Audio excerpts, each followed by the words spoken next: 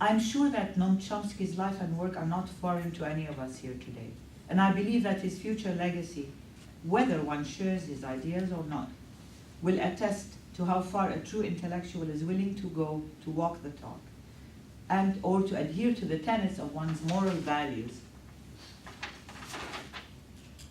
in such a way as to exemplify the true independence of one's spirit of analysis and judgment. Chomsky chose what Said terms are the risks and uncertain results of the public sphere, against a cushy, very well-paid job at MIT as a linguist, which he had already acquired and which would have given him lifetime security status and wealth, when he decided to leave MIT in order to pursue intellectual independence as, in Said's words, an amateur speaking truth to power in broad realms that go beyond his narrow professional career, which ought to be the intellectual's contribution. Although one cannot blame academics whose research was applied directly by the American or any other government for that matter in covert activities, sabotage, or even outright war, one can perhaps ascertain that it is incumbent on academics to delineate clearly when someone encroaches on their intellectual space, the intellectual space of uncompromising freedom of opinion and expression, which is the secular intellectual's main bastion. To abandon its defense, Said says, or to tolerate tampering with it,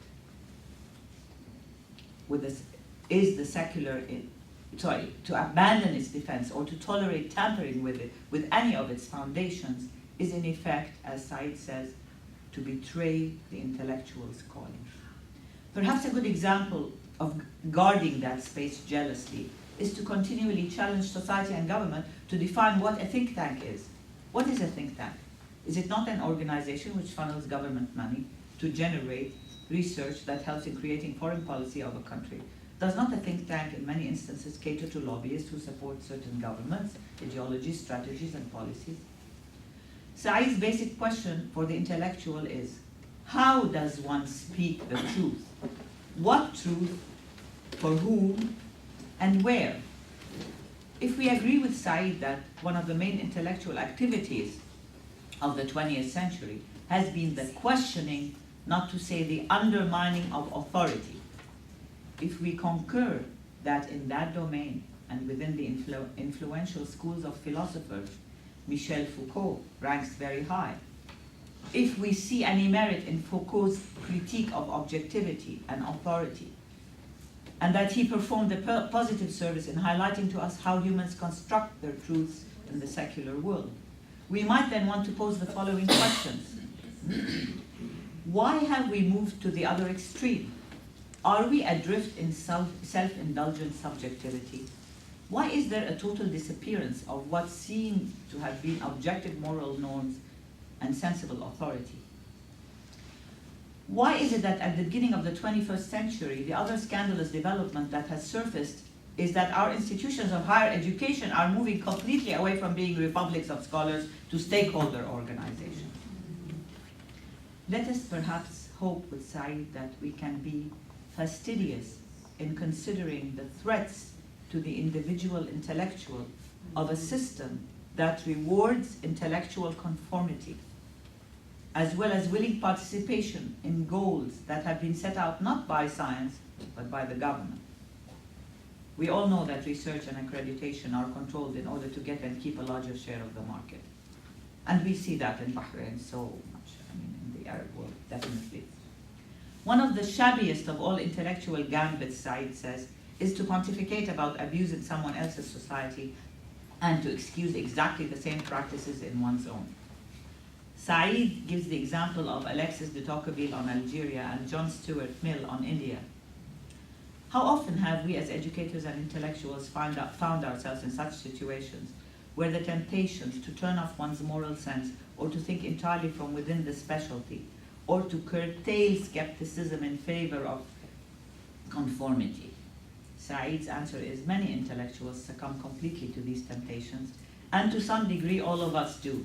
No one is totally self-supporting, not even the greatest of free spirits. I hear Socrates, he's saying something weird. I know what he's saying. He's saying, why is a Palestinian Canadian academic pontificating in this forum about what American or other Western academics ought to be or not be doing, rather than discuss the horrors academics face in the Arab world on many levels? I will say that it's because we have been in our societies direct recipients of the full-blown consequences of American foreign policy, which has impacted our societies and educational systems greatly. We suffered under British and French, under the British and French colonialisms, and now we are suffering under the hegemony of American foreign policy. This is the truth of the matter. So I am, in a sense, and in the words of bell hooks, talking back. You can imagine how infuriating it is for disinherited Palestinians to see Israelis continue to occupy their homes in East Jerusalem on land that constitutes less than 3% of what they were promised originally in the negotiations. Where Palestine is concerned, and I'm giving this as an example, we gave the example of Iraq, I will give the example of Syria. The US supports Israel unequivocally, and Israel acts with impunity. The disillusionment Palestinian and other intellectuals feel in regard to American intellectuals, especially those who studied in the West, like myself, springs from the idealist dream that we wholeheartedly believe in the ability of Western universities to generate intellectuals who will not blindly support their country's crimes and who will not become, in Said's words, denatured by their fawning service to an extremely flawed power. Where are the intellectuals with an alternative and more principled stand that enables them, in effect, to speak truth to power? I personally believe many of them are in this room. I hear Socrates accusing me of going on a long tangent, so I have to revert to our original question. How can each one of us contribute to providing some solutions to the urgent problems I sketched out at the outset? I hear Socrates retort, are you saying that the onus is on the educators and intellectuals to provide all the solutions? Why should it be? Are they the ones who will find solutions to famine and hunger, drug trafficking, addiction, global warming, sexual slavery, and human trafficking? Their plate is already full. How will they do it? They are disempowered politically. The philosopher is not yet king, my dear, as my disillusioned student Plato would say. Now, I've actually summarized the dialectical engagement that went on between me and Socrates, just to save time. It was longer than that. Perhaps I am now ready to spell out my pedagogic creed in the true tradition of Dewey. Number one, I believe that educators are generally well-versed in the values that concern the whole human race. Educators are capable of generating a consensus on what is universally considered objective moral norms and sensible authority. Of course, by objective, I don't mean absolute or unchanging, but objectivity garnered through reason that is embodied. Mark Johnson critiqued the absolutist objectivist worldview in his book, The Moral Imagination, published in '93. Basically, the decisive line is drawn between the mental, conceptual, rational, cognitive, a priori, and theoretical on the one side, and the physical, perceptual, imaginative, emotional, a posteriori, and practical on the other side. Educators understand through their experiences in the classroom and outside of it what Johnson draws out theoretically about the static, non-developmental, and non-evolutionary absolutist view of our identity as moral